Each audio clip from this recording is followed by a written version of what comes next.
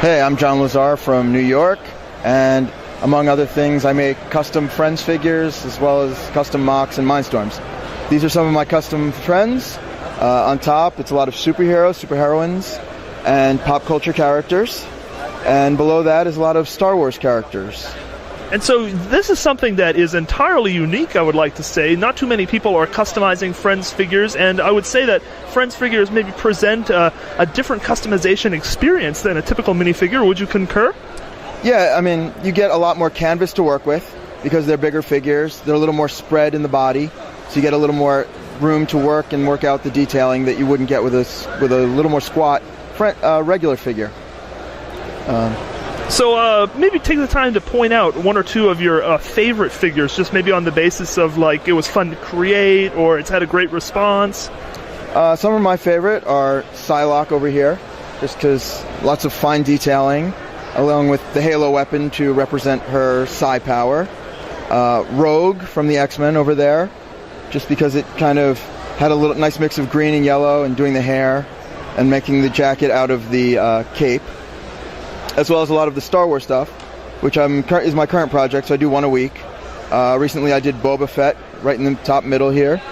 I have about 5 or 6 different Luke Skywalkers, 4 different Han Solos, 8 different Leias, and then individual versions of the different characters, including 3 Landos and all the villains. And so when you're kind of approaching this, what tools are you using? Are you painting on? Depending on the character, if there's going to be skin showing, I'll use Brasso to remove the paint on the character. Otherwise, I will use acrylic paint over it, do a base layer, do a couple layers over it to get the right color and the right thickness on the paint, and then I'll start doing detailing. For fine detailing, I'll either use a fine brush or I'll even use Sharpie paint pens to get those fine details that I couldn't get with the wide brushes. And then add the accessories, hair, hats, lightsabers, swords, things like that.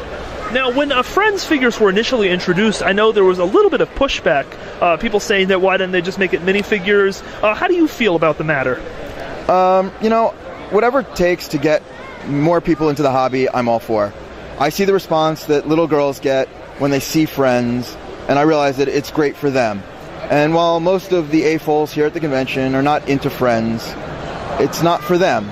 But if you see the little girls and they want to play with the elves, the Friends, the Disney princesses, it's great because it gets them building. And I'm somebody who comes from an engineering background, and I love the idea that they're building, they're working with their hands, they're learning even if they don't realize it. Certainly. It's wonderful to kind of hit all of the segments of the market, right? Exactly. Why not share the hobby with everybody? And so if someone was looking at these Friends figures and you wanted to have them have one takeaway, what would it be when they see your display here? That even though that this is a line that's meant for girls, it's something that can be worked with, and that anybody who kind of likes this type of figure can work with and turn it into something else. You can empower the figures so they're not just shopping at the mall or getting their hair done, but they're battling the Empire and they're saving the world. And at the end of the day, it's Lego, and Lego is always awesome. Everything is awesome. Everything is awesome. Very nice, John. Very nice.